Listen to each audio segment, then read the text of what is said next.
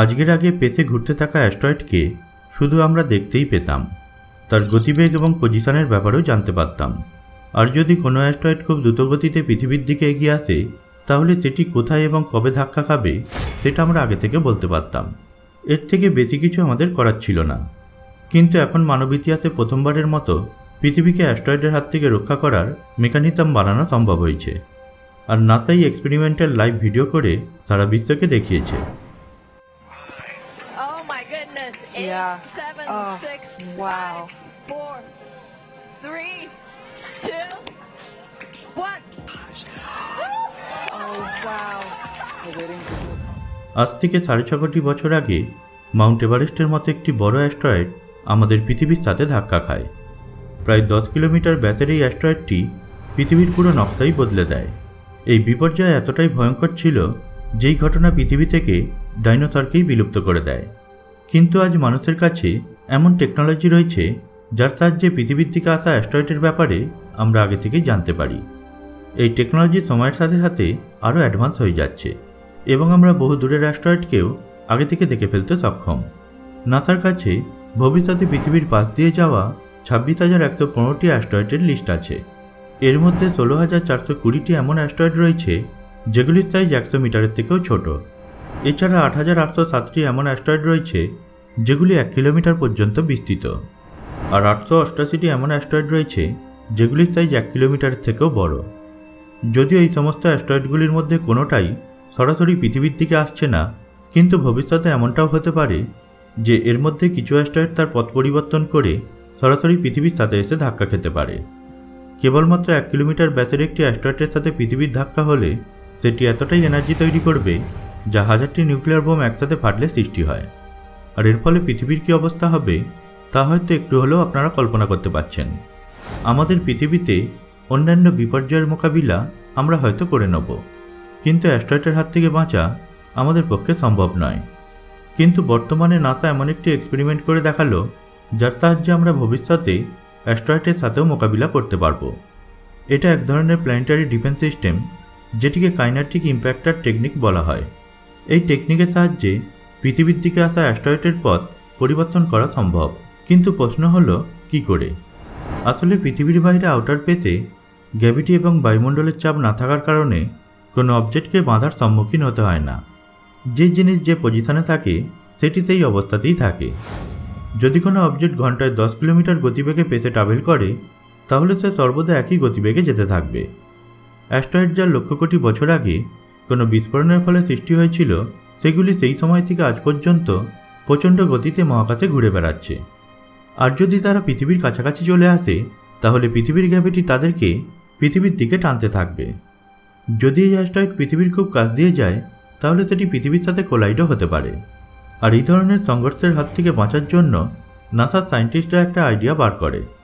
তারা ঠিক করে যে কোনো অ্যাস্ট্রয়েড পৃথিবীর অ্যাটমসফিয়ারের কাছাকাছি আসার আগেই সেই অ্যাস্ট্রয়েডকে স্পেসক্রাফট দিয়ে ধাক্কা মেরে তার পথ পরিবর্তন করে দেবে। এই ধাক্কা ঠিক ততটাই হবে যাতে এই অ্যাস্ট্রয়েড আমাদের পৃথিবীর দিক থেকে সরে যায়। প্ল্যান অনুযায়ী এই ধরনের স্পেস প্রোব আমাদের পৃথিবীর চারিদিকে ঘুরে বেড়াবে। আর যখন নাসা কোনো বড় অ্যাস্ট্রয়েডকে আমাদের পৃথিবীর দিকে আসতে দেখবে, তখন এই স্পেস প্রোবের সাহায্যে সেই অ্যাস্ট্রয়েডের এমন অ্যাঙ্গেলে ধাক্কা মারা হবে যাতে অ্যাস্ট্রয়েডটি পৃথিবীর দিক থেকে সরে যায়। এই থিওরিকে প্রুভ করার জন্য নাসা একটি এক্সপেরিমেন্ট করে। এই মিশনের নাম দেওয়া হয় ডার্ট, অর্থাৎ ডবল অ্যাস্ট্রয়েড রিডাইরেকশন টেস্ট। 23শে নভেম্বর 2021 সালে $325 মিলিয়ন খরচ করে বানানো ডার্ট স্পেসক্রাফটকে স্পেসএক্স ফ্যালকন 9 রকেটের মাধ্যমে মহাকাশে লঞ্চ করা হয়। অন্যান্য স্পেস প্রোবের মতোই ডার্টেও ক্যামেরা সিস্টেম লাগানো ছিল, যাতে লাইভ ভিডিও ফুটেজ সে নাসাকে পাঠাতে পারে। নাসার এবার প্রয়োজন ছিল একটি সুইটেবল অ্যাস্ট্রয়েড যার সাথে ডার্টের কোলাইড করানো যেতে পারে।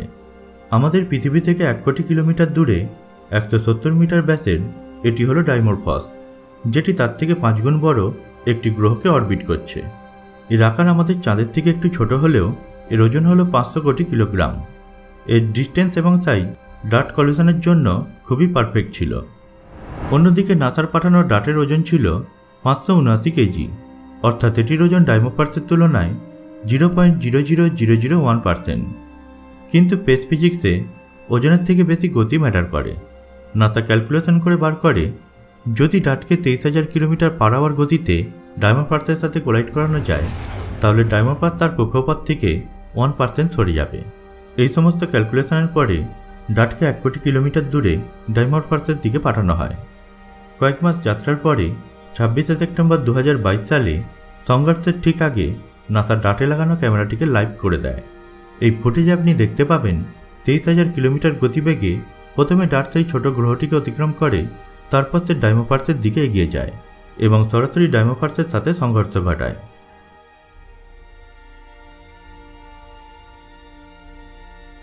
এটা ডার্টের ক্যামেরা থেকে নেওয়া সর্বশেষ ছবি। এরপর নাসার কানেকশান ডার্টের সাথে পুরোপুরি বিচ্ছিন্ন হয়ে যায়। এই মুহূর্তটি ছিল নাসার বৈজ্ঞানিকদের জন্য খুবই আনন্দের। মানব ইতিহাসে প্রথমবারের মতো পৃথিবীর ডিফেন্স সিস্টেম আবিষ্কার হয়ে গিয়েছিল। এক্সপার্টরা বলছে এই সংঘর্ষের ফলে ডার্ট তো ভেঙে চুরচুর হয়ে গিয়েছিল এবং ডায়মোপার্থ তার পুরনো কক্ষপথ ছেড়ে নতুন কক্ষপথে প্রতিস্থাপন হয়ে গেছে, যেটা অনেকটা এরকম দেখতে।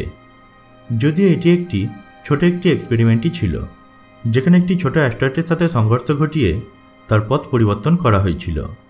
কিন্তু আসল প্রশ্ন হলো, যদি এই অ্যাস্ট্রয়েডের আকার 10 কিলোমিটারের বেশি হয়, তাহলেও কি একই ফর্মুলা কাজ করবে?